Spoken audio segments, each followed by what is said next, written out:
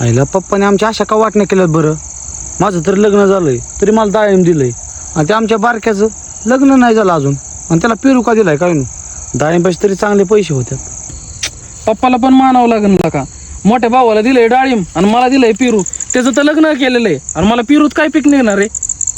डाळिंबात एवढा पैसा होईल त्याचा हे. आईला पण आता छोट्या मला चुकीचं समजित असेल रे, तर मी तरी काय करणार आहे? वाटण्या मी नाही केल्या, आता वाटण्या करणारे आले, वाटण्या करून गेले, पण इथं आमच्या चांगल्या भावात फूट पडले नाही यार. मोठ्या भाऊच चुकतंय का?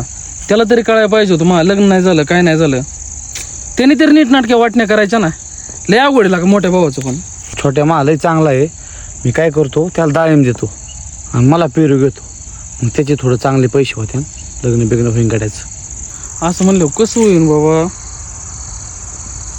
सगळं एकट्याने सांभाळायचं आणि असं करायचं हे. मला जाऊन बोलावं लागेल राव पप्पाला. चल मी एक कामच करतो, तर पप्पाकडे जातो आणि पप्पाला म्हणतो वाटणं नीट करून द्यावं लागतं, त्याशिवाय छोट्या ना माझ्याशी बोलायचं नाही.